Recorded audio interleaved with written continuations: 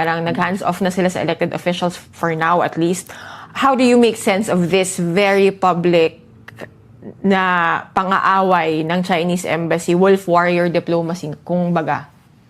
Well, sa akin, talagang parang parang they're crossing the line na Yeah.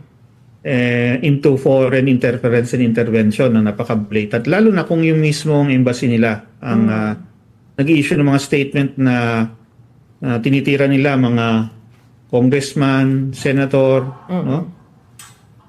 Iba na yan no? Kasi ang normal business dapat ng ambassador, ang kausap mo lang ay yung mga diplomats din, mga foreign officials. Pag mayroong mga domestic issues, domestic matters, even domestic debates like yan, yung mga nangyayari sa Kongreso, off limits yan. Kasi pag nagsalita ka dyan, foreign interference and intervention na yan. No?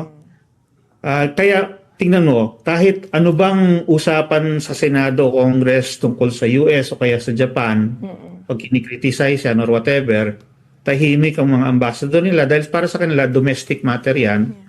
Ang dapat nakausap lang nila is yung ating Secretary of Foreign Affairs. Yeah.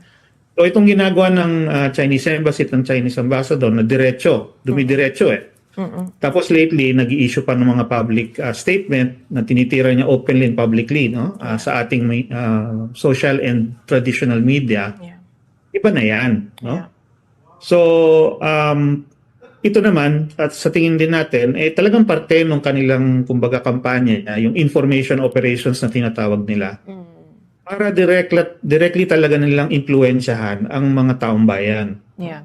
Direct na yan. Yeah. Hindi na yan nagtatago, hindi na yan through diplomacy. Yeah. Talagang interference na yan para sa Yeah. akin. And so our viewers are also, I mean, this isn't detached from their aggression in the West Philippine Sea. Like, this is all part of a bigger picture, right? Of how Beijing is basically like bulldozing its way. Halo-halo na yan. Halo-halo yan. Nakita naman natin, itong nangyari nga na tungkol dun sa kay Commodore Tariela.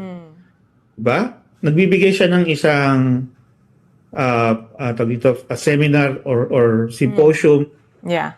In For a local students. setting Oo. for students.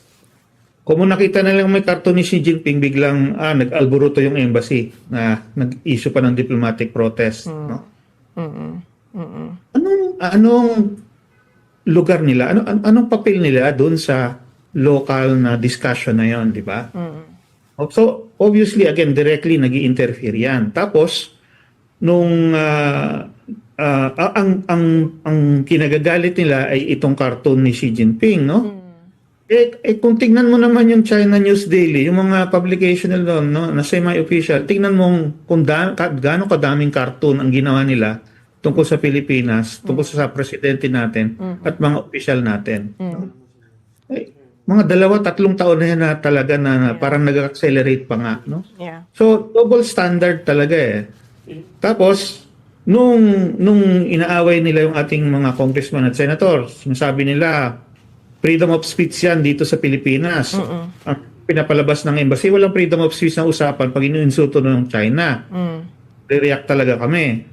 Pero yesterday, nakita ko, nag-issue naman ng statement, may freedom of speech naman daw sa Pilipinas. Bakit yung tinatawag na mga taksil itong mga kumakampi sa China? Diba? So, nakita mo talagang information operation na talagang influential lang nahanap nila. Yeah. Directly talaga silang nakikigulo. Yeah, because whether this is a goal of theirs or not, kumbaga you're sowing chaos Oo. in Philippine Congress, right? And this discussion is spilling over onto the real world, social media and the real world. So ito Yes, na nga sir, na parang namamodel natin ang diskusyon ng territorial claims, maritime entitlements, and this is already admittedly a complicated topic. Pinaghahalo-halo talaga nila. No? And these are Chinese talking points talaga. Kasi para sa kanila, especially dyan sa issue ng South China Sea claims nila, no? Kanila daw yung buong South China Sea.